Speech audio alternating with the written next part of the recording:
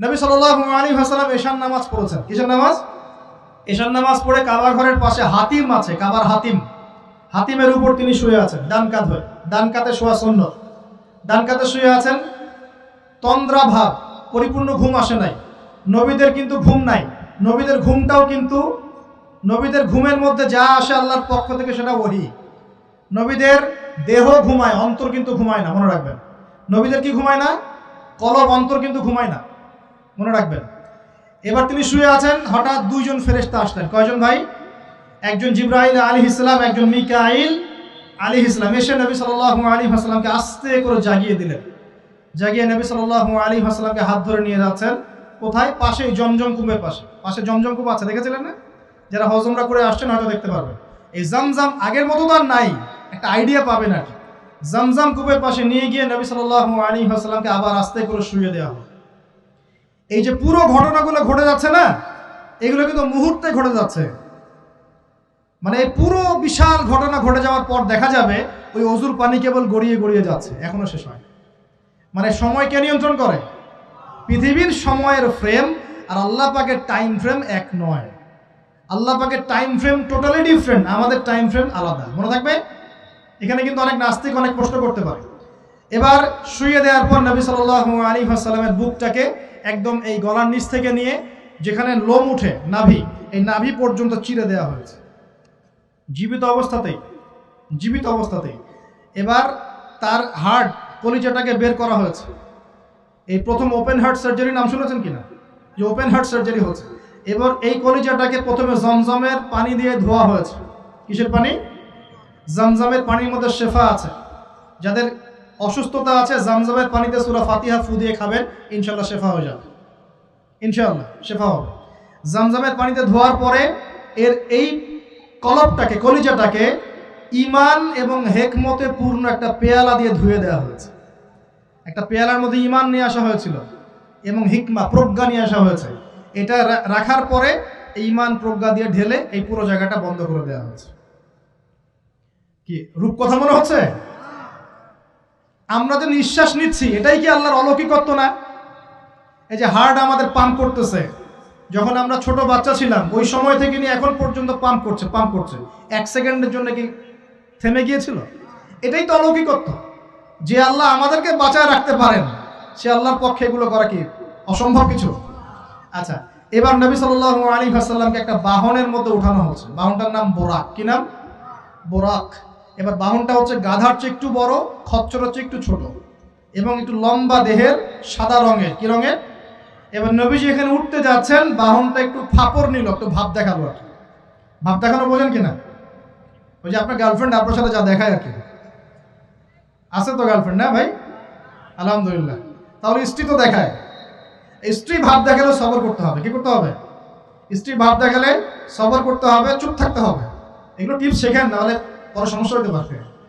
স্ত্রী ভাব দেখাতে পারে, তখন সবর করতে হবে, চুপ থাকতে হবে। পরে দেখবেন ভাব নিজেই আবার ঠান্ডা হয়ে গেছেন, ঠিক আছে? আর নিজে গরম হয়ে গেলে সমস্যা।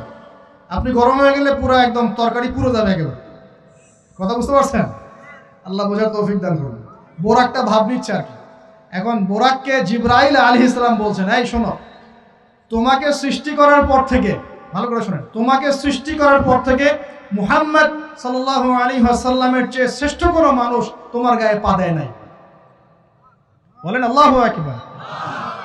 বলেন আল্লাহুম্মা সাল্লি আলা মুহাম্মদ, আল্লাহুম্মা বারিক আলা মুহাম্মদ। তোমাকে সৃষ্টি করার পর থেকে মুহাম্মাদের চেয়ে সাল্লাল্লাহু আলাইহি ওয়াসাল্লাম শ্রেষ্ঠ কোনো মানুষ তোমার পিছে ওঠে নাই। সুবহানাল্লাহ। জান্নাত থেকেই বাহনটা নিয়ে আসা হয়েছে। কোত্থেকে? জান্নাত থেকে। এবার তিনি বোরাকে উঠলেন। বোরাক, ও আচ্ছা, বোরাক এই কথা শুনে কি করলো? বোরাক এই কথা শুনে ভাব তো চলে গেলই গেল, ও ঘামা শুরু করেছে, ঘামা শুরু করেছে, ঘামতে শুরু করেছে। অনেক সময় হয় না যে বড় কোনো ব্যক্তির সামনে গিয়ে মানে থরথর করে কাঁপা শুরু করেছে, ও ঘামা শুরু করেছে। এবার নবী সাল্লাল্লাহু আলাইহি ওয়াসাল্লাম উঠে বসলেন, বিসমিল্লাহ। এবার চলছে। কোথার দিক, কোন উদ্দেশ্যে চলছে? ওই যে জেরুজালেম, নাম শুনেছেন কিনা?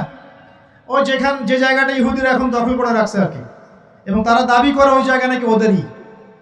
মসজিদুল আকসাকে সরিয়ে এখন টেম্পল নির্মাণ করার চেষ্টা করছে। লাস্ট কয়েকদিন দেখলাম যে ওখানে খুব বোম্বিং হচ্ছে, ফিলিস্তিনি ভাই বোনদেরকে মারা হচ্ছে, বাচ্চাদেরকে মারা হচ্ছে।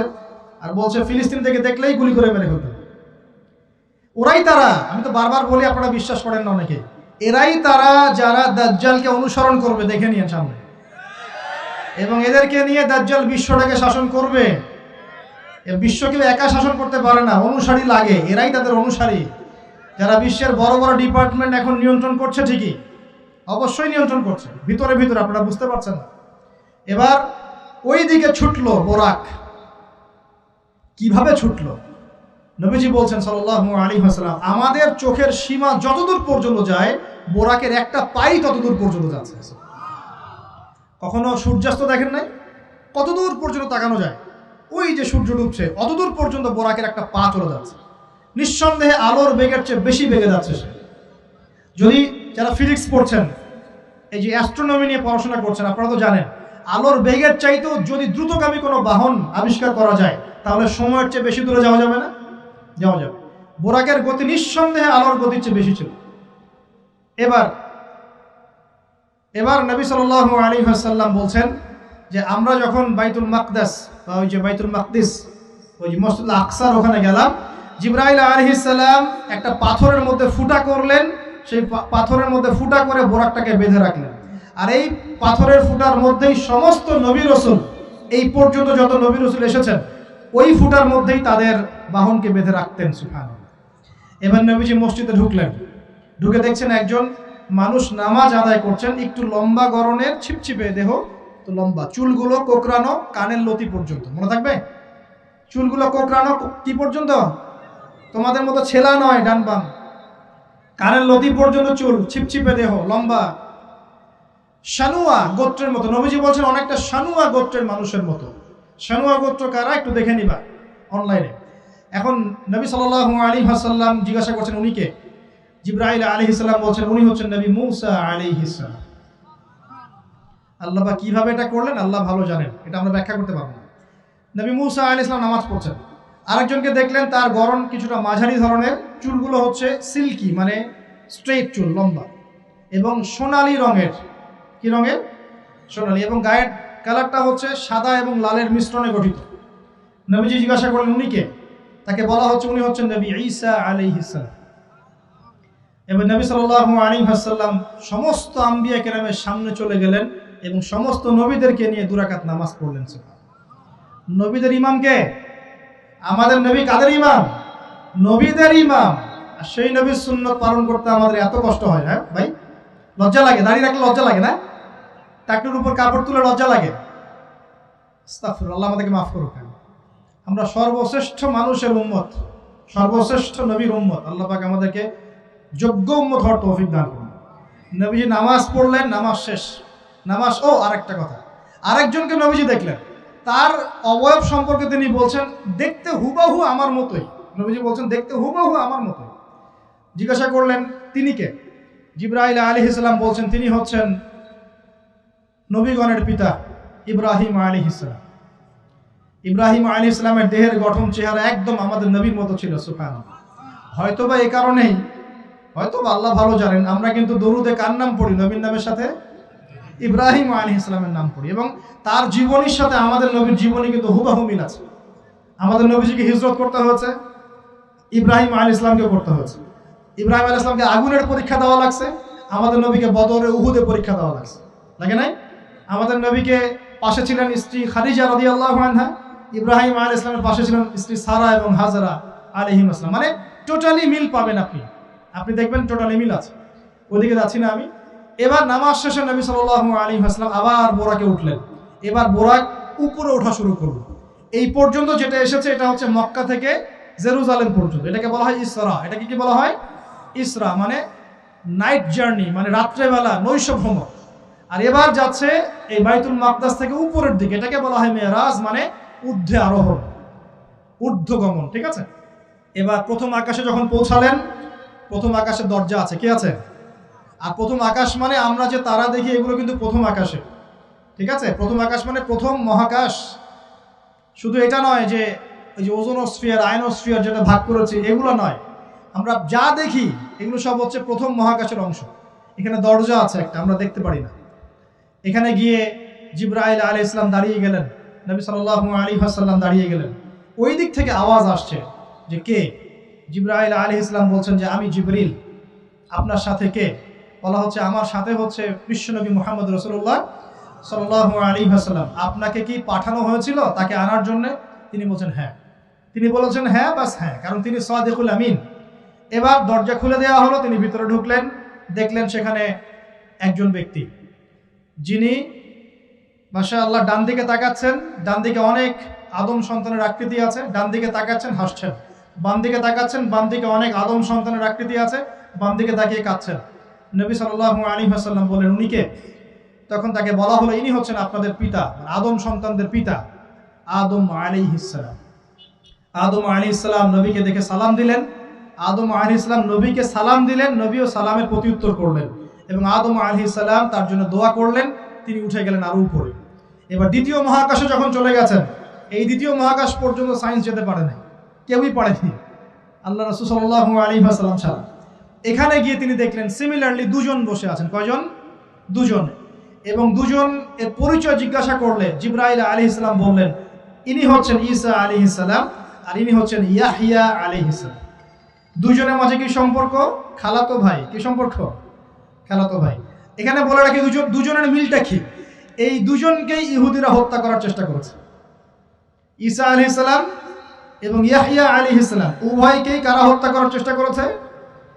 ইয়াহইয়া আলাইহিস সালামকে তো হত্যা করেই ফেলেছিল, আর ঈসা আলাইহিস সালামকে হত্যা করার চেষ্টা করেছিল, কিন্তু আল্লাহ পাক সেটা হতে দেন নাই। আল্লাহ পাক তাকে উঠিয়ে নিয়েছে। তিনি আবার আসবেন কিনা?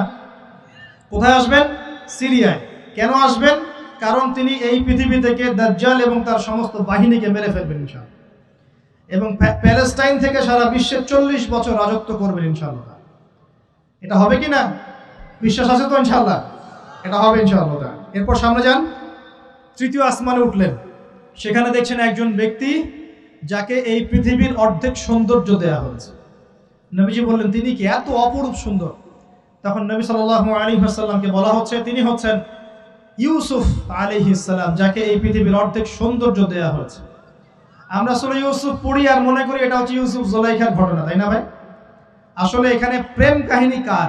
এখানে প্রেম কাহিনী হচ্ছে ইউসুফ আলাইহিস সালাম এবং তার বাবার।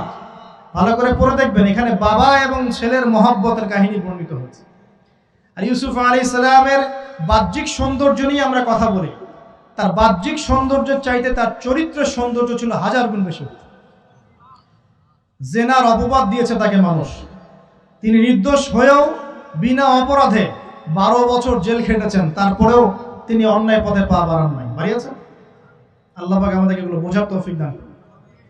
আরো উপরে উঠলেন, চতুর্থ আসমানে উঠে দেখছেন এখানে আরেকজন একইভাবে আছেন, তার নাম হচ্ছে কি বলেন?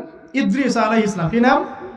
ইদ্রিস আলাইহিস সালাম। তিনি চতুর্থ আসমানে অপেক্ষা। একইভাবে সবার সাথে কথাবার্তা হলো, সালাম বিনিময় করা হলো, মোবারকের দোয়া করলেন, তিনি আবার উঠে গেলেন। পঞ্চম আসমানে উঠে তিনি দেখছেন ওই ইচ্ছে নবী মুসা আলাইহিস সালাম। কোন নবী? নবী মুসা আলাইহিস সালাম। সবাই সালাম দিচ্ছেন, একইভাবে কথাবার্তা হচ্ছে। ষষ্ঠ আসমানে উঠে দেখছেন হারুন আলাইহিস সালাম, মুসা আলাইহিস সালামের ভাই, মনে আছে? হারুন আলাইহিস সালাম, যিনি ফেরাউনের কাছে দাওয়াত নিয়ে গিয়েছিলেন, মুসা আলাইহিস সালামের সাথে ছিলেন। সপ্তম আসমানে উঠে তিনি দেখছেন একজন ব্যক্তি যার চেহারা একদম নবীর মতোই। বাইতুল মামুর নামে একটা জায়গা আছে, এই জায়গায় হেলান দিয়ে বসে আছে। নবীজি বললেন উনি কে? জিবরাইল আলাইহিস সালাম বলছেন উনি হচ্ছেন আপনার নবীদের সবার পিতা ইব্রাহিম আলাইহিস সালাম। ইব্রাহিম আলাইহিস সালামের আশপাশে অনেক ছোট ছোট বাচ্চা আছে, অনেক ছোট ছোট বাচ্চা। এই বাচ্চাগুলো কারা? এই যে মুসলিম অমুসলিমদের যাদের একদম নাবালক শিশুরা যারা মারা যায়, ওরা কি পাপ করেছে? এই নাবালক ছোট ছোট বাচ্চারা যারা মারা যায়, আল্লাহ রাব্বুল আলামিন তাদের রূহটাকে ওখানে রেখেছেন। তারা ওখানে খেলছে, যখনই ওদের পিতামাতার কথা মনে হয় দৌড় দিয়ে আসে ইব্রাহিম আলাইহিস সালামের কাছে। মনে রাখবেন, বাচ্চাদের সাথে কেন ইব্রাহিম আলাইহিস সালামকে রাখা হয়, এখানে একটা ব্যাখ্যা হতে পারে, আল্লাহু আ'লাম। শিশুদের সাথে থাকতে হলে শিশুর মতো মন থাকতে হয়। বাচ্চাদের সাথে কারা ভালোভাবে মিশতে পারে জানেন? যাদের মনটা বাচ্চাদের মতো, শিশুর মতো সরল হতে হয়। শিশুর মতো হতে হয়, সরল। যাদের মন শিশুর মতো সরল, এদের মনের মধ্যে কিন্তু হিংসা, বিদ্বেষ, রিয়া, অহংকার এগুলো থাকবে না। ইব্রাহিম আলাইহিস সালাম ওই শিশু কুরবানির পরীক্ষায় ফেলতে হয়েছিল না? আল্লাহ রাব্বুল আলামিন দেখেন তাকে বাচ্চাদের সাথে রেখে দিয়েছেন। বাচ্চারা ওখানে খেলাধুলা করে, যখনই ওদের বাবার কথা মনে হয়, মায়ের কথা মনে হয়, দৌড় দিয়ে ইব্রাহিম আলাইহিস সালামের কাছে চলে আসে। তিনি আদর করে দেন, আবার চলে যায়। কি চমৎকার দৃশ্য! তিনি হেলান দিয়ে আছেন বাইতুল মামুরে, সালাম করলেন, সালাম করে নবীজিকে বললেন, হে নবী, আপনার উম্মতকে জানিয়ে দিয়েন, আমি আপনাদেরকে সেটা জানিয়ে দিচ্ছি। হে নবী, আপনার উম্মতকে জানিয়ে দিয়েন যে জান্নাত হচ্ছে একটা উর্বর জায়গা, জান্নাতের পানি হচ্ছে মিষ্টি, জান্নাতের মাটি খুব উর্বর, জান্নাতের অনেক জায়গা ফাঁকা পড়ে আছে। আপনার উম্মতকে জানিয়ে দিয়েন এই ফাঁকা জায়গাগুলোতে তারা যদি গাছ লাগাতে চায় তাহলে যেন পড়ে সুবহানাল্লাহ, আলহামদুলিল্লাহ, ওয়ালা ইলাহা ইল্লাল্লাহ, আল্লাহু আকবার, ওয়ালা হাওলা ওয়ালা কুওয়াতা ইল্লা বিল্লাহ। এই মেসেজটা কে দিয়েছেন? ইব্রাহিম আলাইহিস সালাম। এই যে বাইতুল মামুরে হেলান দিয়ে আছেন, এটা কি? নবীজি বলছেন এটা হচ্ছে ফেরেশতাদের ইবাদত করার জায়গা। কাবা ঘর আছে না আমাদের, এই কাবা ঘরের ঠিক সোজা উপরে বাইতুল মামুর আছে, সপ্তম আসমানের উপরে। ফেরেশতারা কিভাবে ইবাদত করেন শোনেন। নবীজি বলছেন এই বাইতুল মামুরে প্রতি মুহূর্তে 70,000 ফেরেশতা তাওয়াফ করছে। সুবহানাল্লাহ। ঠিক যেমন এখানে তাওয়াফ হচ্ছে 24 ঘন্টা, তাওয়াফ কি থেমে থাকে? তাওয়াফ থামে না। ঠিক ওইভাবে বাইতুল মামুরে তাওয়াফ থেমে থাকছে না। বাইতুল মামুরে ফেরেশতারা তাওয়াফ করছেন 70,000 ফেরেশতা একই সাথে। আর শুনে রাখেন, যে 70,000 ফেরেশতা একবার তাওয়াফ করার সৌভাগ্য পেয়েছে তারা কিয়ামত পর্যন্ত আর দ্বিতীয়বার চান্স পাবে। এবার কি চিন্তা করতে পারছেন ফেরেশতাদের সংখ্যা কত কত হতে পারে? আমাদের সংখ্যা তত্ত্বের বাইরে। এবার নবী সাল্লাল্লাহু আলাইহি ওয়াসাল্লাম আরো একটু উপরে উঠলেন। এই জায়গার নাম সিদরাতুল মুনতাহা। কি নাম? সিদরাতুল মুনতাহা। এটা হচ্ছে একটা বড়ই গাছ দেখেছেন তো? এটা নবীজি বলছেন এত চমৎকার এই বড়ই গাছ, এর মধ্যে এত বেশি রং ছিল যে রংগুলোকে আমি ব্যাখ্যা করতে পারবো। এর পাতাগুলো ছিল হাতির কানের মতো এবং এর ফলগুলো ছিল মটকার মতো বড় বড় এক একটা, এবং এর মধ্যে প্রজাপতি বসেছিল। এই প্রজাপতিগুলোর রং এত চমৎকার যেগুলো আমাদের পৃথিবীর রঙের মতো নয়। মানে এগুলো ব্যাখ্যা করার মতো শব্দ আমাদের কাছে নাই। অ্যামেজিং! এটা কোন জায়গা? আমাদের সবার রূহগুলো যেখানে উঠে যায়। এটা কোন জায়গা? আমাদের সবার নেক আমলগুলো যেখানে উঠে যায়। সবার রূহ, মৃত ব্যক্তিদের রূহ বা আত্মা এবং নেক আমলগুলো এই পর্যন্ত ওঠে, এরপরে সেখান থেকে উঠিয়ে নেওয়া হয়, এরপরে তারা আর যেতে পারে। একইভাবে উপর থেকে আল্লাহ পাকের কোনো আদেশ আসলে এই সিদরাতুল মুনতাহা পর্যন্ত আসে, এরপর সেখান থেকে নিয়ে আসা হয়। আমি কি বুঝতে পারছি? এই হলো সিদরাতুল মুনতাহা, যেটা ফেরেশতাদের শেষ সীমা। এরপরে ফেরেশতারা আর যেতে পারবেন না। আল্লাহ পাকের নিকটবর্তী ফেরেশতারা ছাড়া নর্মাল যারা, তারা ওখানে যেতে পারে। নর্মাল মানে বলছি যারা এমনি অন্য দায়িত্বে আছেন তারা সেখানে যেতে পারবেন না। এই পর্যন্ত লাস্ট ওই যে লাইন থাকে না, ডেড লাইন, এটা ডেড লাইন, এরপর যেতে পারবে। এবার আমাদের নবীকে এখানে বাহন চেঞ্জ করে দেওয়া হলো, অন্য একটা বাহন আরো দ্রুতগামী তাকে দেওয়া হলো। এই বাহনে করে নবীজি একদম আলো পর্দা ভেদ করে উপরে উঠছেন। সুবহানাল্লাহ। আল্লাহ পাকের একদম কাছাকাছি আসছে। কাছাকাছি আসার পর তিনি বলছেন, আমি তখন শুনতে পেলাম যে আল্লাহ পাকের নিকটস্থ ফেরেশতা যারা আল্লাহর আদেশ লিখে রাখেন, তারা কলম দিয়ে লিখছে আল্লাহর আদেশ। এই কলমের লিখার খসখস শব্দ আমি শুনতে পেলাম। সুবহানাল্লাহ, আল্লাহু আকবার। এবার আল্লাহ রাব্বুল আলামিন তাকে কাছে নিয়ে, শোনেন প্রিয় ভাই, উম্মতে মুহাম্মাদি শুনে রাখো, আল্লাহ পাক 3টা স্পেশাল ওহী করলেন। কয়টা ভাই? 3টা। অন্যান্য অনেক কথা তো হয়েছে, সেগুলো তো আমরা হাদিসের মধ্যে আমরা ডিটেলস বলতে পারছি না, সময় শর্ট। 3টে স্পেশাল ওহী আল্লাহ রাব্বুল আলামিন করেছেন। তার প্রথমটা হচ্ছে নবী সাল্লাল্লাহু আলাইহি ওয়াসাল্লামকে এই জায়গায় 50 ওয়াক্ত নামাজ হাদিয়া গিফট দেওয়া হলো। কত ওয়াক্ত? এবার নবীজি 50 ওয়াক্ত নিয়ে চলে আসছেন। পরের দুইটা পরে বলছি। 50 ওয়াক্ত নিয়ে চলে আসছেন। আসার সময় এই যে ষষ্ঠ আসমানে, পঞ্চম আসমানে কার সাথে দেখা? মুসা। কে আমাকে করছে? মুসা আলাইহিস সালাম। তিনি বলছেন, আল্লাহ পাক কি দিয়েছেন আপনাকে? হ্যাঁ, নবী সাল্লাল্লাহু আলাইহি ওয়াসাল্লাম বলছেন 50 ওয়াক্ত নামাজ। কত ওয়াক্ত? 50 ওয়াক্ত। এবার মুসা আলাইহিস সালাম বলছেন, আমার উম্মতকে 2 ওয়াক্ত নামাজ দেওয়া হয়েছে, সেটাই আমার উম্মত আদায় করতে পারে নাই। 50 ওয়াক্ত নামাজ আপনার উম্মত পারবে না, আপনি কমাই নিয়ে আসেন, যান। তিনি আবার গেলেন 50 থেকে 45, আবার 45 থেকে 40, 40 থেকে 35, 35 থেকে 30, এই করতে করতে করতে করতে 5 ওয়াক্ত যখন আসলো, তখন নবীজিকে বলা হচ্ছে আপনি আরো কমাই নিয়ে আসেন। নবীজি বলছেন, আমার যেতে লজ্জা লাগছে, আল্লাহ পাক আমাকে এত বেশি কমিয়ে দিলেন, আরো কমাতে চাইতে আমার লজ্জা লাগছে। দেখেন মুসা আলাইহিস সালাম বলেছিলেন আমার উম্মতকে 2 ওয়াক্ত নামাজ দেওয়া হয়েছিল, আদায় করতে পারে নাই। উম্মতে মুহাম্মাদের মধ্যে এমন মানুষ নাই 2 ওয়াক্ত 1 ওয়াক্ত নামাজও পড়তে পারে না। নবীদের এটা হিকমা, দূরদর্শিতা। এবার নবী সাল্লাল্লাহু আলাইহি ওয়াসাল্লাম আল্লাহর কাছে গিয়ে আরজি পেশ করছেন। আল্লাহ রাব্বুল আলামিন বলছেন 5 ওয়াক্ত নামাজ আমি দিলাম, কিন্তু 5 ওয়াক্ত যদি তোমার উম্মত আদায় করে 50 ওয়াক্তের নেকি দেওয়া হবে ইনশাআল্লাহ। আরেকটা বেনিফিট তোমার উম্মতের যে কোনো ব্যক্তি যে আমলই করুক না কেন 10 গুণ বাড়ায় নেকি দেওয়া হবে ইনশাআল্লাহ। কিন্তু তোমার উম্মতের কোনো ব্যক্তি যদি গুনাহ করে তাহলে গুনাহকে 10 গুণ বাড়ায় দিব না ইনশাআল্লাহ। গুনাহ একটাই থাকবে, গুনাহ কি হবে? একটাই থাকবে। আর নেকির কাজ করলে 10 গুণ বাড়ায় দেওয়া হবে। 1 টাকা দান করছেন 10 টাকার নেকি হবে, 1 রাকাত নামাজ পড়ছেন 10 টাকাতে নেকি হবে, একটা সেজদা করছেন 10টা সেজদার নেকি হবে ইনশাআল্লাহ। কথা বুঝতে পারছেন? এটা হলো একটা গিফট বা হাদিয়া। সেকেন্ড গিফটটা হচ্ছে আল্লাহ রাব্বুল আলামিন নবী সাল্লাল্লাহু আলাইহি ওয়াসাল্লামকে সূরা বাকারার শেষের 2টা বা 3টা আয়াত ওহী করলেন। কয়টা ভাই? শেষের 2টা বা 3টা। লিল্লাহি মা ফিস সামাওয়াতি এখান থেকে ফানসুরনা আলাল কওমিল কাফিরিন পর্যন্ত। এই আয়াতগুলোর ফজিলত সম্পর্কে এসেছে যে রাতের বেলা কেউ যদি এই আয়াতগুলো পড়ে ঘুমায়, সূরা বাকারার শেষের 2টা বা 3টা পড়ে ঘুমায়, সারা রাত তাহাজ্জুদের নেকি পাবে ইনশাআল্লাহ। এবং দৃশ্য অদৃশ্যের কোনো ক্ষতি, তার কোনো অনিষ্ট সাধন করতে পারবে না ইনশাআল্লাহ। এই যে সমস্যা হয় ঘুমের মধ্যে, জিনের সমস্যা, জাদুর সমস্যা, বদনজর ইত্যাদি, কোনো রকম প্রবলেম তাকে ফেস করতে হবে না ইনশাআল্লাহ। সূরা বাকারার শেষের কয় আয়াত? কমপক্ষে 2 আয়াত, যদি পারেন 3টা আয়াত পড়বেন। 2টা হাদিয়া হল। 3 নম্বর হাদিয়াটা আরো বড়। 3 নম্বর হাদিয়া হচ্ছে নবী সাল্লাল্লাহু আলাইহি ওয়াসাল্লামকে আল্লাহ পাক বললেন তোমার উম্মতের, একটু গৌর করে শুনেন, তোমার উম্মতের যে কোনো ব্যক্তি যত পাপই করুক না কেন, যদি আমার সাথে শিরকের পাপ না করে, শিরকের পাপ ছাড়া আমার সাথে সাক্ষাৎ করে, আসমান জমিন সমান যদি পাপ করে, আমি আল্লাহ তার সামনে আসমান জমিন সমান ক্ষমা নিয়ে হাজির হব ইনশাআল্লাহ। এই উম্মতের যে কোনো ব্যক্তি খালি লা ইলাহা ইল্লাল্লাহ মুখ দিয়ে পড়েছে, ইসলামের সামনে আত্মসমর্পণ করেছে এবং শিরক মুক্ত আমল করেছে, বেদাত মুক্ত আমল করেছে, ঠিক আছে, তার যত বড় বড় পাপই থাকুক না কেন ইনশাআল্লাহ আল্লাহ পাক কোনো না কোনো ওসিলায় সেই পাপ মাফ করে দেবেন ইনশাআল্লাহ। এটা একদম লিখিত হয়ে গেছে। জান্নাতীদের 120 কাতার হবে। এই 120 কাতার মানুষের মধ্যে 80 কাতার হবে উম্মতে মুহাম্মাদের মধ্যে। আমরা কি শিরক মুক্ত আমল করতে পারবো না ভাই? সাহাবীরা অবাক হয়ে বলছেন যদি সে চুরি করে, যদি সে জেনা করে, নবীজি বলছেন যদি সে চুরিও করে, যদি সে জেনাও করে, তবুও তাওহীদ ঠিক থাকলে জান্নাতে চলে যাবে। এখন কি তাওহীদ ঠিক করে চুরি করা শুরু করব?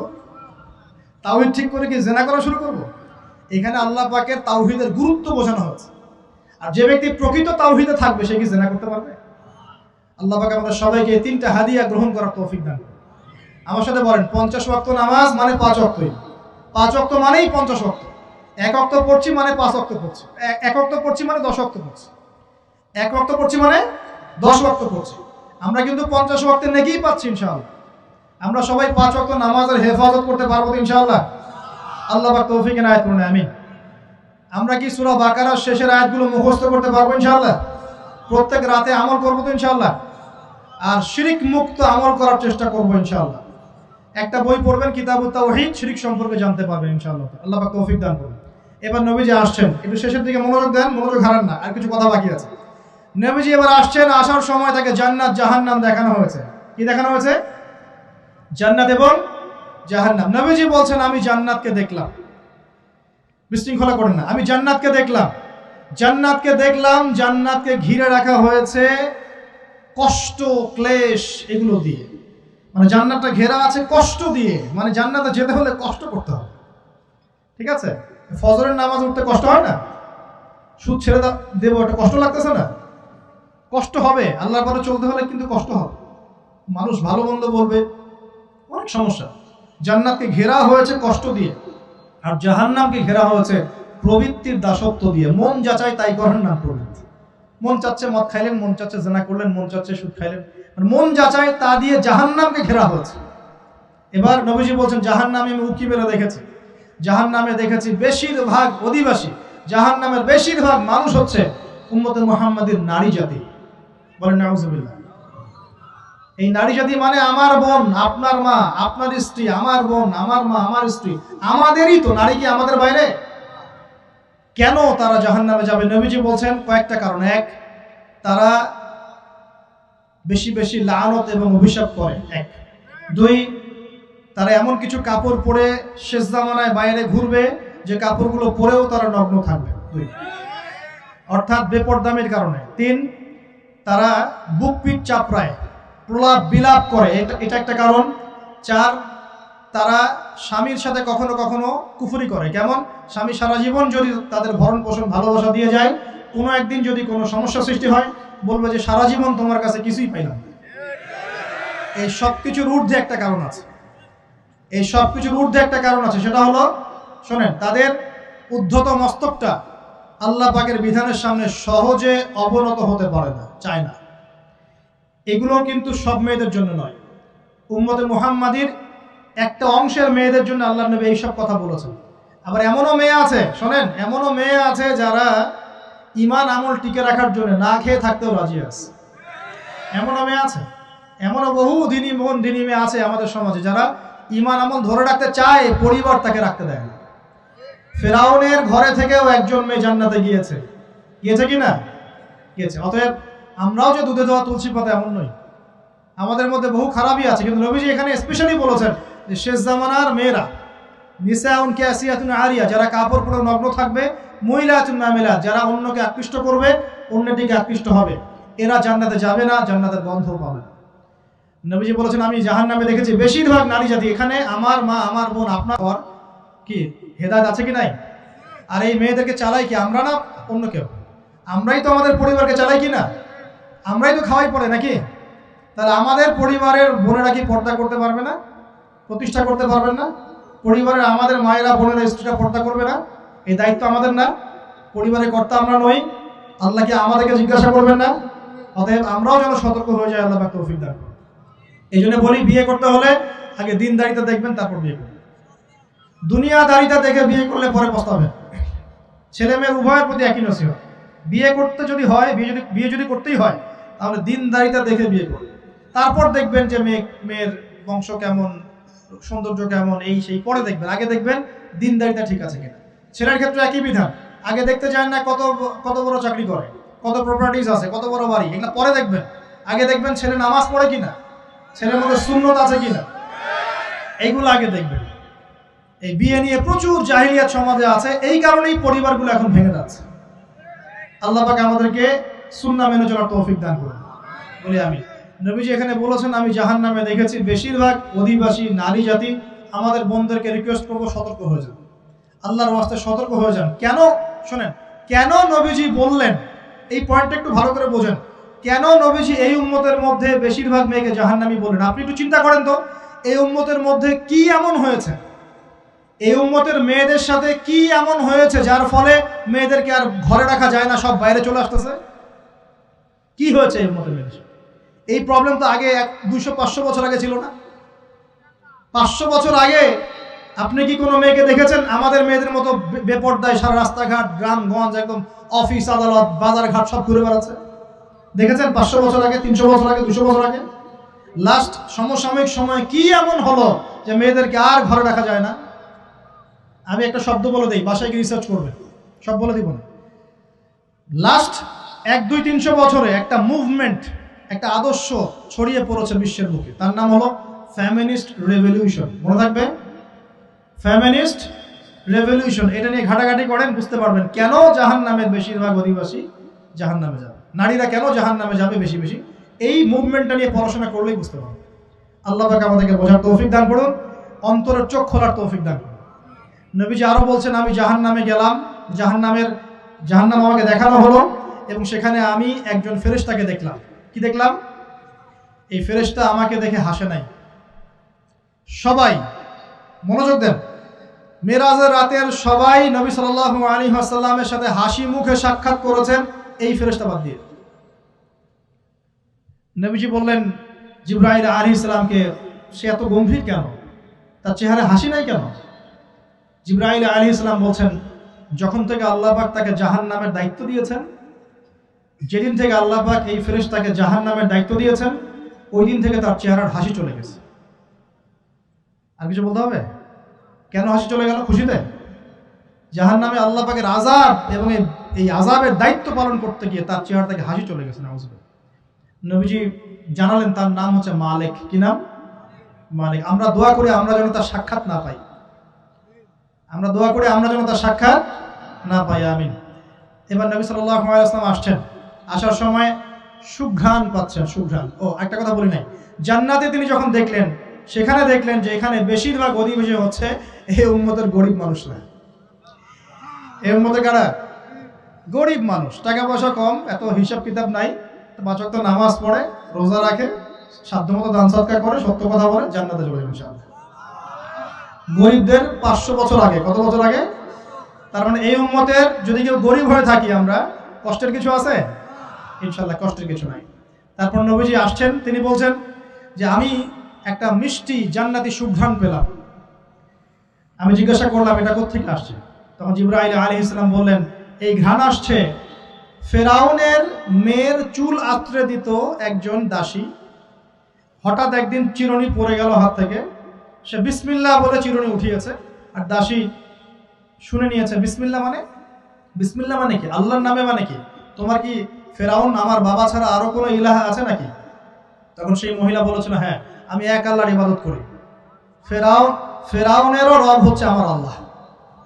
এই অপরাধে তাকে ফেরাউন বড় আগুনের কুণ্ডলি খুঁড়ে তাকে ওখানে নামিয়ে দিয়েছিল, এবং তার 3টা কি 4টা বাচ্চা ছিল, এই সব বাচ্চাগুলোকে তার চোখের সামনে পুড়িয়ে মেরেছে। শেষে একটা বাচ্চা ছিল, কোলের বাচ্চা, এই বাচ্চাকে নিয়ে সে লাফ দিবে, তাকে বাধ্য করা হচ্ছে, সে তো নিজে মরতে রাজি, কিন্তু বাচ্চাটা মায়া লাগবে না, সে বাচ্চাকে নিয়ে লাফ দিতে চাচ্ছে না। তখন আল্লাহ পাক ওই বাচ্চার জবানে আল্লাহর কুদরত, আল্লাহর মুজিজা চালু করে দিলেন, ওই বাচ্চা কথা বলা শুরু করল। ওই বাচ্চা বলল হে আম্মা ইসবিরি ইয়া উম্মা, হে আমার মা সবর করো, ফাইন্না মাউইদুনাল জান্নাহ, আমাদের জন্য আল্লাহ পাক জান্নাত রেখেছেন। আলহামদুলিল্লাহ, লাভ দিয়ে জান্নাত। ওই যে ফেরাউনের স্ত্রী বলা ঠিক না এখানে, ফেরাউনের ওই দাসী যে চুল আশ্রয় দিত, আসিয়া, যার নাম বলা হয় কোনো জায়গায় আসিয়া, এবং তার সন্তানদেরকে যেখানে দাফন করা হয়েছে ওখান থেকে জান্নাতের ঘ্রাণ আসছে। কে পেলেন এই ঘ্রাণ? রাসূলুল্লাহ সাল্লাল্লাহু আলাইহি ওয়াসাল্লাম। এবার তিনি চলে আসছেন, এসে কাবা ঘরের হাতিমে আবার এসে সেখানে আসলেন, এখানে বিমর্ষ মুখে বসে আছে। কেন মন খারাপ? যে আমি যদি এই ঘটনা যদি কালকে এখন সকালে সবাইকে বলা শুরু করি, সবাই তো আমাকে এখন কি বলবে? মিথ্যাবাদী, এমনিই তো মিথ্যাবাদী বলছে, এখন এই ঘটনা আবার বিশ্বাস করবে কিনা? এখন সকালবেলা আবু জাহেল আসছে, এসে বলছে যে কি নতুন কিছু ঘটনা ঘটছে নাকি, নতুন কোনো ঘটনা আছে নাকি, টিটকারি করলো আর কি। রাসূল সাল্লাল্লাহু আলাইহি ওয়াসাল্লাম বলছেন আমি গতকালকে আকসায় গিয়েছিলাম। এখন আবু জাহেল বলছে ও আচ্ছা চমৎকার, আকসায় গিয়েছিলেন, তাই নাকি, আর কি করেছেন?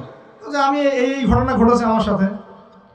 তখন সবাইকে সে ঢোল পিটায় নিয়ে আসলো, আরে আসো আসো, মুহাম্মদ কি বলে শোনো, দেখো কি বলে, তো পাগল হয়ে গেছে। নাউজুবিল্লাহ, বলছে আকসায় গিয়েছিলে, বলো তো আকসায় কি কি আছে? সুবহানাল্লাহ, আল্লাহ রাব্বুল আলামিন, এখন যেমন ভিডিও দেখি না আমরা, এইভাবে আল্লাহ রাব্বুল আলামিন মসজিদুল আকসাকে নবীর সামনে তুলে ধরলেন, সামনে। এবং নবী সাল্লাল্লাহু আলাইহি ওয়াসাল্লাম দেখে দেখে বলছেন আকসায় কয়টা দরজা আছে, কয়টা জানলা আছে, পূর্ব দিকে কি আছে, পশ্চিম দিকে কি আছে, সিঁড়ি কয়টা, সব বলে দিলেন। এরপর আবু বকর সিদ্দিকের সামনে একজন কাফের গিয়ে বলছে জানো মুহাম্মদ কি বলেছে? মুহাম্মদ এই কথা বলেছে। আবু বকর সিদ্দিক তখন বলছেন যে আমি তো এর চাইতেও কঠিন কথা বিশ্বাস করি, আমি তো বিশ্বাস করি যে নবী সাল্লাল্লাহু আলাইহি ওয়াসাল্লামের কাছে আসমান থেকে আল্লাহর ওহী আসে, আর মেরাজের রাতটার এমন কি, আমি তো বিশ্বাস করি আল্লাহ তার সাথে কথা বলেন, আল্লাহ পাকের কথা তার কাছে আসে, আল্লাহর কালাম তার কাছে আসে। ওই দিন থেকে নবী সাল্লাল্লাহু আলাইহি ওয়াসাল্লামের এই সাহাবীর নাম হয়ে গেল আবু বকর সিদ্দিক। এখন এর মাঝখানে আর কয়েকটা কথা হয়েছে, আমাদের নবী পরে হাদিসে জানিয়েছেন, এগুলো বলে শেষ করছে। নবীজি বলছেন আমি যখন মেরাজের রাতে গিয়েছি আমাকে আল্লাহ পাক কিছু আযাব দেখিয়েছেন। কি দেখেছেন ভাই? আমরা দোয়া করি আল্লাহ পাক এই আযাবগুলো থেকে আমাদেরকে বাঁচান, এবং যে পাপের কারণে এই আযাব হয় সে পাপ থেকে আমাদেরকে বাঁচান, বলেন আমিন। আর একটা কথা বলে রাখি, যেহেতু নবীকে এই আযাবগুলো দেখানো হয়েছে, অন্য কোনো নবীকে কিন্তু দেখানো হয় নাই। কাকে দেখানো হয়েছে? আমাদের নবীকে। তার মানে এই পাপগুলো এবং এই আযাব আমাদের উম্মতের মধ্যেই বেশি থাকে। বুঝতে পারছেন না মনে হয়? এই আযাব এবং পাপগুলো কি অন্য কোনো নবীকে দেখানো হয়েছে?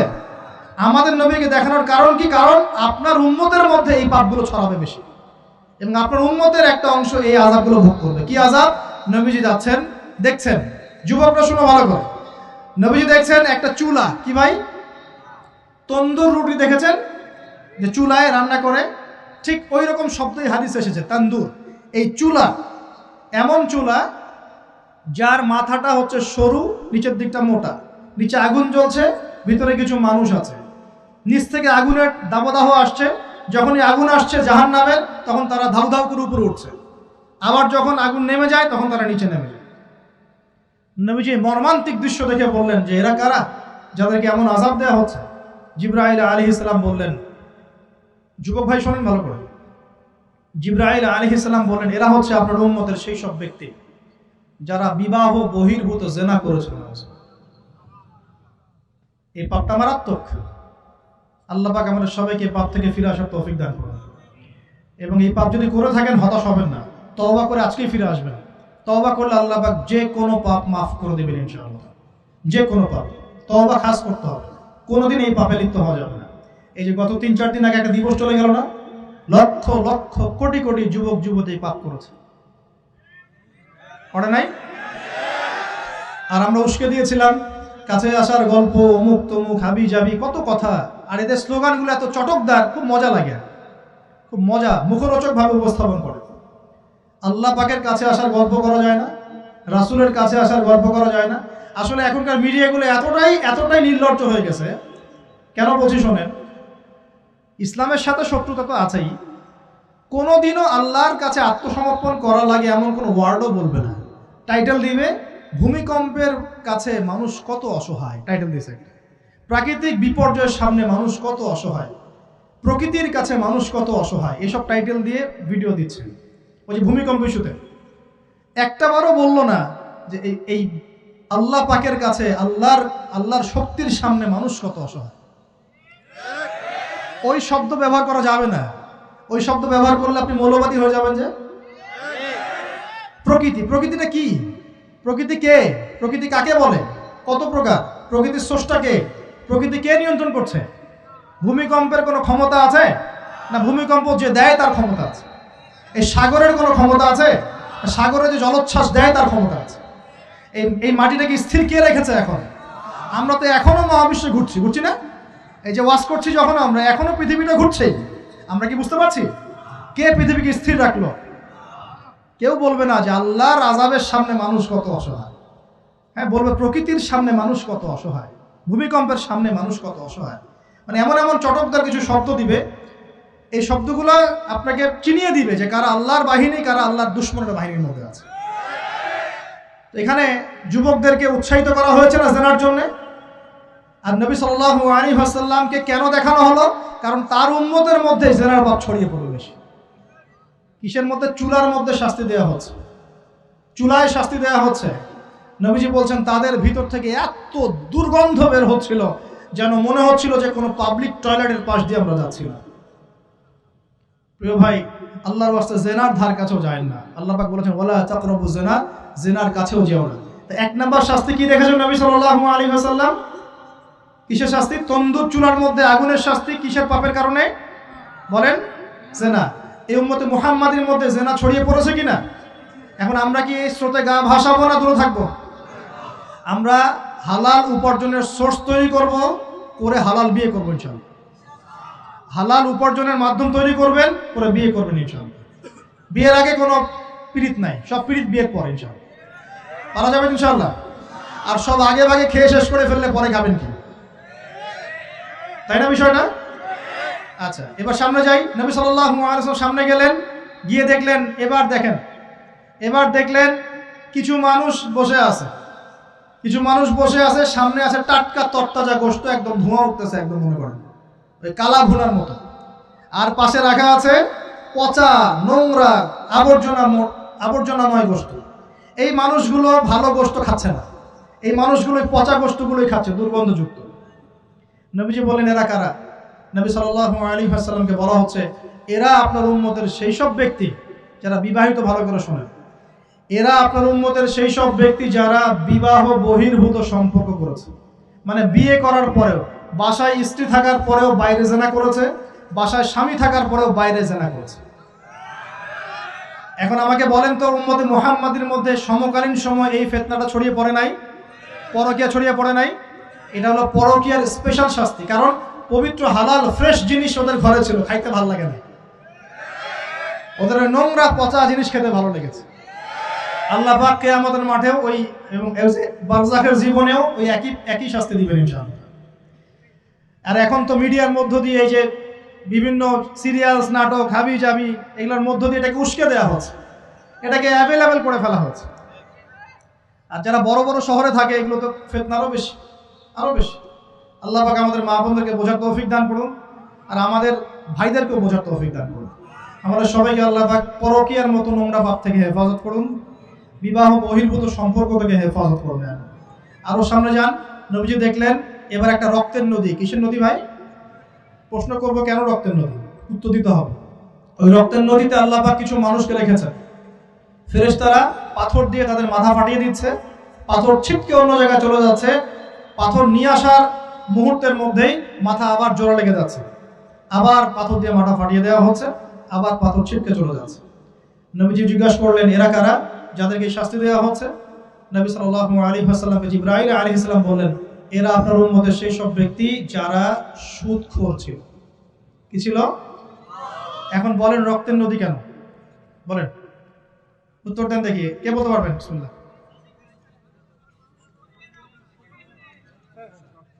মাশাআল্লাহ, মাশাআল্লাহ, শুকরিয়া।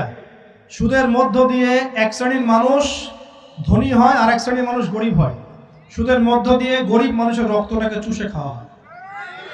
এই কারণেই কিয়ামতের মাঠে এবং বারজাখের জীবনে রক্তের নদীতে ফেলে মাথাটা ফাটিয়ে দেওয়া হয়। মাথা কেন ফাটানো হবে? এই মাথা দিয়ে শয়তানি বুদ্ধিটা বের করেছিল যে ইন্নামাল বাইউ মিসলুর রিবা, সুদ হচ্ছে ব্যবসার মতোই। এই শয়তানি কোত্থেকে বের হইছে? এই মাথা থেকে। এই কোন মাথা মাথায় দেওয়া। আল্লাহ পাকের শাস্তি খুব নিপুণ। আমি চিন্তা করার চেষ্টা করেছিলাম আজকে কেন এই শাস্তিগুলো এইভাবে আসবে। আল্লাহু আ'লাম বিসওয়াব, আল্লাহ ভালো জানেন, তবে আমাদের কাছে এটা মনে হয়। এরপর সামনে যান, এই পাপের কারণেই আরো কিছু মানুষকে শাস্তি পেতে দেখা গেছে। নবীজি দেখেছেন আরো এক শ্রেণীর মানুষ যাদের পেটটা ফুলে আছে। প্রাসাদ দেখেছেন, অট্টালিকার মতো পেটটা ফুলে আছে, ভিতরে সাপ কিলবিল করছে। না না না না না, নবীজিকে জিজ্ঞাসা করলেন এরা কারা? এই হাদিসেও আছে এরা ছিল আপনার উম্মতের সুদখোর ব্যক্তিরা, পেটের ভেতর সাপ কিলবিল করছে। আর একটা জায়গায় তিনটা দেখা গেছে সুদখোরের শাস্তি। কয়টা ভাই? তিনটা। একটা দেখলাম রক্তের নদীতে মাথা ফাটানো, আরেকটা হচ্ছে পেটের মধ্যে সাপ কিলবিল করছে, আরেকটা হচ্ছে দেখলেন কিছু মানুষ পানিতে হামাগুড়ি দিচ্ছে এবং পাথর খাচ্ছে। কি খাচ্ছে ভাই? পাথর। এবং এই পাথরটা ভিতরে যাচ্ছে, গিয়ে পিছনের রাস্তা দিয়ে বের হয়ে যাচ্ছে। নবীজি বলেন এরা কারা? একই উত্তর দিলেন জিবরাইল আলাইহিস সালাম, এরা হচ্ছে আপনার উম্মতের সুদখোর ব্যক্তিরা। সুদের এই তিনটা শাস্তি স্পেশাল দেখা গেছে। কেন আল্লাহ ভালো জানেন, আমরা সব ব্যাখ্যা করতে পারবো না।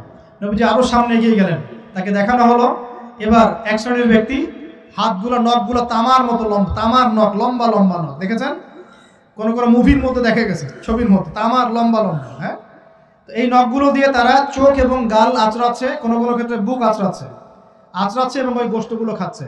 নবী জিজ্ঞাসা করলেন এরা কারা? নবীজিকে বলা হচ্ছে এরা আপনার উম্মতের সেই সব ব্যক্তি যারা বেশি বেশি গীবত করত এবং অন্যের নামে মিথ্যা অপবাদ ছড়াতো। আর সতর্ক করে দেই, এই পাপটা কিন্তু এখন ছেলে মেয়ে সব সমাজে বেশি হয়। কি আলেম জালেম সব সমাজে বেশি হয়। কোন কোন ক্ষেত্রে ওয়াজ মাহফিলের প্যান্ডেলগুলোর মধ্যে বসে বসে মানুষের গীবত করা হচ্ছে। এবং অনলাইনের ফেসবুক আর ইউটিউবের যে কন্টেন্টের যুগগুলো চলছে, এখানে কারণ থাক না থাক মানুষের গীবত প্রচুর হচ্ছে, কোনো কারণে হোক অকারণে হোক। সতর্ক হয়ে যাবেন, আপনার দ্বারা আমার দ্বারা যদি কারো গীবত হয়, তামার নখ দিয়ে গাল আশ্রাতে হবে কিয়ামতের মাঠে। আল্লাহ পাক বাঁচা কেমন হেফাজত করবে। এবং এই পাপের আরেকটা শাস্তি দেখা হয়েছে, ওই যে নিজের ভাইয়ের গোশত ছিঁড়ে ছিঁড়ে খাচ্ছে, এই শাস্তিও নবী সাল্লাল্লাহু আলাইহি ওয়াসাল্লাম দেখেছেন গীবতের কারণে। আরো সামনে গেলেন, দেখলেন এক শ্রেণীর মানুষকে আগুন খাওয়ানো হচ্ছে এবং আগুনগুলো পিছনের রাস্তা দিয়ে বের হয়ে যাচ্ছে। জিজ্ঞাসা করা হলো তারা কারা? নবীজিকে বলা হচ্ছে এরা আপনার উম্মতের সেই সব ব্যক্তি যারা এতিমের মাল ভক্ষণ করত। এতিমের মাল অন্যায়ভাবে ভক্ষণ করে খেয়ে ফেলত। আছে কি নাই সমাজের মধ্যে? নবীজি আরো সামনে গেলেন, দেখলেন এক শ্রেণীর মানুষ কাঁধে অনেক বোঝাগুলো হালকা করার বদৌলতে উল্টা তারা বোঝা হালকা না করে আরো কিছু বোঝা ঘাড়ে নিচ্ছে, লাকড়ির বোঝা ঘাড়ে নিয়ে পথ চলার চেষ্টা করছে, কিন্তু পথ চলতে পারছে না। নবীজি বলেন এরা তো অদ্ভুত, এরা তো চাইলে বোঝা হালকা করে চলতে পারত, বোঝা আরও নিয়ে চলছে কেন? নবীজিকে বলা হচ্ছে এরা আপনার মধ্যে সেই সব ব্যক্তি যারা দায়িত্ব যতটুকু নিয়েছিল অতটুকু তো পালন করতে পারতোই না, আরও দায়িত্ব চেয়ে নিত মানুষের কাছে। দায়িত্ব চেয়ে নেওয়ার সংস্কৃতি চলছে না এখন? যোগ্যতা থাক আর না থাক মানুষ দায়িত্ব চাচ্ছে না। দায়িত্ব না দিলে লাভ করে, যোগ্যতা থাক না থাক মানুষকে দায়িত্ব চেয়ে নিচ্ছে কিনা? দায়িত্ব নেওয়াটা বড় কথা নয়, পালন করাটা বড় কথা। না করতে পারলে এই শাস্তি ভোগ করতে হবে। আল্লাহ পাক আমাদের সবাইকে হেফাজত করুন, আমিন। এবার সামনে গেলেন, দেখলেন এবার তো মুশকিল। সামনে গিয়ে দেখলেন এক শ্রেণীর মানুষ, কয়েকটা মানুষ না, এক শ্রেণীর মানুষ যাদের জিহ্বাগুলোকে, ঠোঁট আর জিহ্বাগুলোকে আগুনের কেচি দিয়ে কেটে ফেলা হচ্ছে। নবীজি বললেন এরা কারা? রাসূল সাল্লাল্লাহু আলাইহি ওয়াসাল্লামকে বলা হচ্ছে এরা আপনার উম্মতের সেই সব ব্যক্তি যারা ছিল ওয়াইজ বক্তা, আলেম ওয়াইজ বক্তা, যারা মানুষের সামনে দ্বীনের কথা বলতো কিন্তু নিজেরাই সেই দ্বীনের প্রতি আমল করত। আল্লাহ রাব্বুল আলামিন আমাকে এবং আপনাদের সবাইকে এই মর্মান্তিক শাস্তি থেকে বাঁচান। যা বলবো তার উপর আমল করার তৌফিক দান করুন, যা জানবো তার উপর আমল করার তৌফিক দান করুন। যা বলি আমল করি না সেটা প্রয়োজনে বলার দরকার নাই, যেটা আমল করি না সেটা প্রয়োজনে বলার দরকার নাই। আল্লাহ পাক আমাদেরকে রাসূলের সুন্নাহ মাফিক দাওয়াতি কাজ করার তৌফিক দান করুন এবং এই শ্রেণীর বক্তার অন্তর্ভুক্ত হওয়া থেকে আল্লাহ পাক আমাদেরকে বাঁচান। এইভাবে তিনি আরো বেশ কিছু শাস্তি দেখলেন, তারপর তাকে ফিরিয়ে আনা হলো। এই মেরাজের ঘটনা এভাবে শেষ হলো। এখন এই পুরো মেরাজের ঘটনা আমরা যা শিখলাম, রাসূলুল্লাহ সাল্লাল্লাহু আলাইহি ওয়াসাল্লামের এই মেরাজ উম্মতে মুহাম্মাদের জন্য খাস কিনা, আমাদের জন্য খাস কিনা? এরকম ঘটনা কি বিশ্বে আর কোথাও ঘটেছে? এই পুরো হিস্ট্রির মধ্যে কি এরকম ঘটনা কখনো ঘটেছে? অন্য কোন নবীর সাথে ঘটেছে? অন্য কোন উম্মতের সাক্ষী আছে? আমরা সাক্ষী আছি, আমাদের নবীর সাথে ঘটেছে। আমাদের নবীর ক্ষেত্রে জীবনে এই বিস্ময়কর ঘটনা একবার ঘটেছে। আল্লাহ পাক কি কোনো নবীকে তার কাছে নিয়ে ওহী করেছেন? আসুন এই মেরাজে যে বিষয়গুলো আমরা শিখলাম, আমরা সবাই এর উপর আমল করার চেষ্টা করি। আল্লাহ পাক তৌফিক দান করুন। প্রথম কথা, 5 ওয়াক্ত নামাজ হাদিয়া এসেছে, ছাড়বো কি ইনশাআল্লাহ? আল্লাহ পাক সবাইকে 5 ওয়াক্ত নামাজ পড়ার তৌফিক এনায়েত করুন, বলি আমিন। 2 নাম্বার, সূরা বাকারার যে শেষের আয়াতগুলো সেগুলো আমল করব তো ইনশাআল্লাহ? আল্লাহ তৌফিক এনায়েত করুন, বলি আমিন। তৃতীয়ত হচ্ছে শিরকের পাপে লিপ্ত না হলেই জান্নাতে যাব ইনশাআল্লাহ। শিরকের পাপে লিপ্ত হবেন কখনো? আল্লাহ পাক শিরক কি কেন বোঝার তৌফিক দান করুন, শিরক মুক্ত আমল করার তৌফিক দান করুন। যে শাস্তিগুলো দেখে এসেছেন নবী সাল্লাল্লাহু আলাইহি ওয়াসাল্লাম, আমাদের মা বোনদেরকে কি বেপরদায় রাখবো? ফ্যামিনিস্ট রেভলিউশনে ধোঁকায় পড়বো? আমরা কি জান্নাতে যাওয়ার জন্য একটু কষ্ট করতে পারবো না? ইনশাআল্লাহ। আর জাহান্নাম ঘেরা আছে প্রবৃত্তি দিয়ে, প্রবৃত্তির দাসত্ব করব? সুদ কি খাবো? আমরা কি এতিমের মাল ভক্ষণ করব? জেনার পাপে লিপ্ত হব? আমরা কি সুদের পাপে লিপ্ত হব? আমরা কি মৃত ভাইয়ের গোশত খাওয়ার পাপ করব? আমরা কি এমন বক্তা হব যে কথা বলে কিন্তু আমল করে না? আমরা কি দায়িত্ব পালন করতে পারি না, এমন দায়িত্ব ঘাড়ে নিব? আল্লাহ পাক আমাদেরকে সবাইকে মেরাজের রাতে নবী সাল্লাল্লাহু আলাইহি ওয়াসাল্লাম যে মর্মান্তিক আযাব গজবগুলো দেখে এসেছেন, এগুলো চেনার, বোঝার এবং এগুলো থেকে দূরে থাকার তৌফিক দান করুন, বলি আমিন। এই পাপগুলো থেকে আমাদের সবাইকে দূরে থাকার তৌফিক দান করুন, বলি আমিন। এবং নবী সাল্লাল্লাহু আলাইহি ওয়াসাল্লাম যে 3টা স্পেশাল হাদিয়া নিয়ে এসেছেন, এই 3টা দাঁতের মারি দিয়ে আঁকড়ে ধরার তৌফিক দান করুন, বলি আমিন। আকুলু কাওলি হাযা আস্তাগফিরুল্লাহ লি ওয়া লাকুম ওয়া লিসাইরিল মুসলিমিন। বারাকাল্লাহু